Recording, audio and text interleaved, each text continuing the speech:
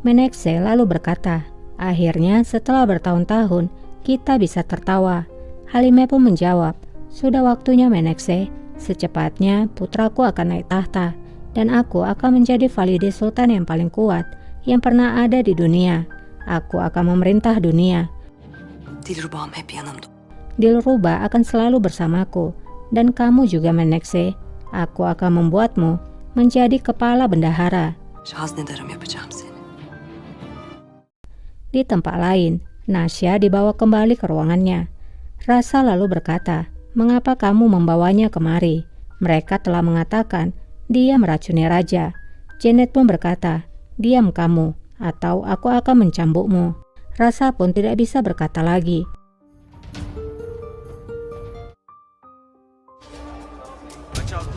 Di pasar budak, ayah Nasya telah tiba di sana. Ia pun melihat para gadis yang dipajang dan tidak menemukan Nasya.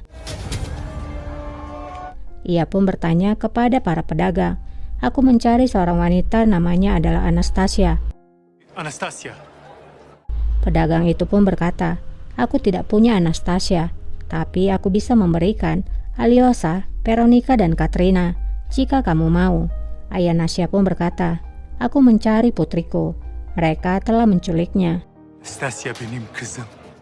Karena mendengar hal itu, pedagang pun menyuruh anak buahnya untuk membawa pergi ayah Nasya. Namun ayah Nasya berkata, aku punya banyak uang. Mendengar kata uang, ia pun mau mendengarkan ayah Nasya. Ayah Nasya segera memberikan sekantong uang. Beritahukan padaku, di mana putriku, maka kamu akan mendapatkan lebih banyak. Pedagang itu pun bertanya, siapa yang menculiknya? Siapa nama kaptennya? Apakah kamu tahu nama kapalnya? Ayah Nasya pun berkata, kapal perang. Mereka memiliki gambar putriku. Pedagang yang sudah mendapatkan uang itu hanya menjawab, kamu hanya mencari jarum di dalam jerami. Ribuan budak dibawa ke ibu kota setiap hari. Jika dia beruntung, maka dia akan dibawa oleh pasar. Namun jika tidak, maka dia akan dibawa ke dalam bar. Setelah mendengarkan hal itu, ayah Nasya lalu pergi dari sana. Kızlar. Solomon sedang minum kopi bersama teman-temannya. Karena telah mendengarkan informasi dari Shahin sebelumnya, ia menjadi merasa gelisah dan ia pun tak bisa lagi menyimpannya. Ia mengatakan kepada teman-temannya, aku tidak bisa menyimpan info itu lagi. Mereka mengatakan kalau raja sedang sakit. Apakah kalian telah mendengarnya? Teman-temannya pun menjawab, kami belum mendengarnya. Memangnya apa penyakit raja? Akhirnya Solomon pun berkata, penyakit cacar. Semua orang di sana yang mendengar pun merasa terkejut dengan hal itu.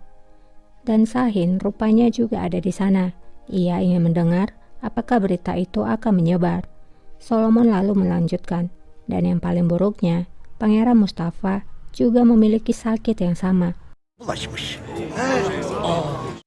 Shahin pun akhirnya pergi dari sana setelah melihat rencananya berhasil. Malam harinya, Safiye Sultan mengadakan pertemuan dengan para pasa. Safiye mengatakan kepada para pasa bahwa keadaan raja semakin hari semakin buruk. Jika para tentara mengetahui hal ini, maka pemberontakan akan terjadi dan kita tidak akan bisa menghentikan mereka. Pasa pun bertanya, lalu apa perintahmu Sultanah? Safiye Sultan pun menjawab, Pangeran Mustafa harus segera naik tahta. Hafiz Pasa pun menjawab, itu tidak bisa terjadi sebelum raja meninggal Sultanah.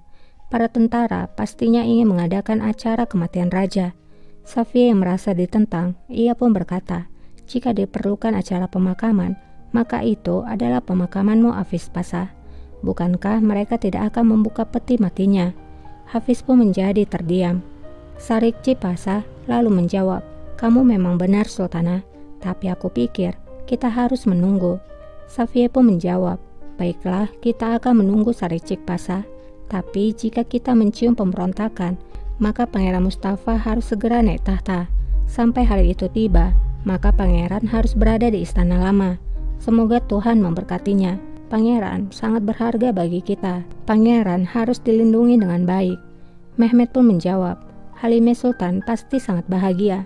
Safiye pun menjawab, hanya seseorang yang bodoh jika tidak melihat kebencian dan kemarahan di matanya.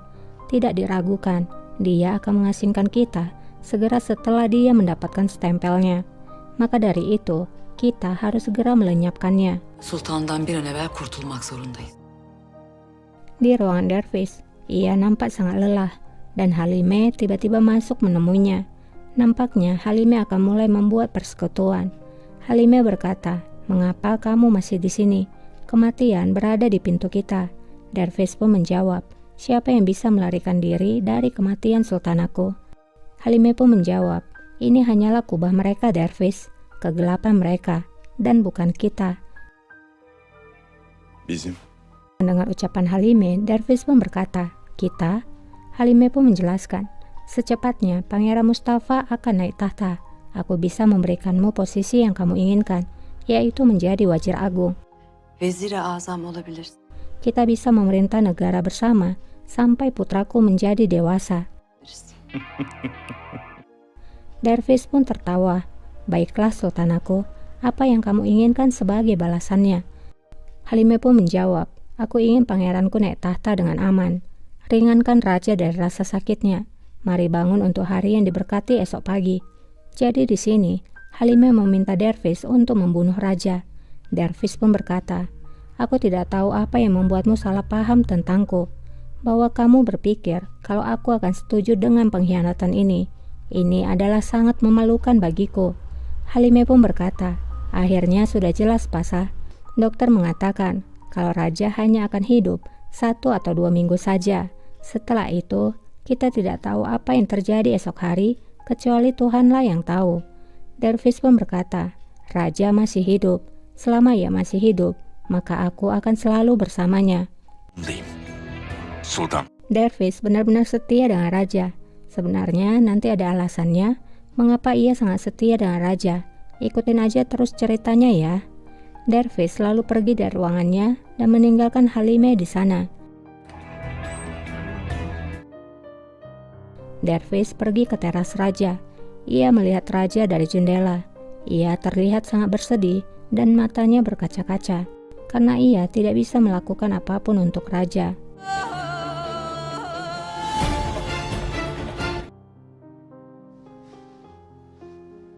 Di ruangan Nasya, ia terbangun lalu melihat Rasa yang nampak gelisah. Nasya lalu mendekatinya dan berkata, "Apa yang terjadi? Kamu terlihat berkeringat, Rasa. Apakah kamu sakit?" Rasa pun menjawab, "Aku tidak sakit.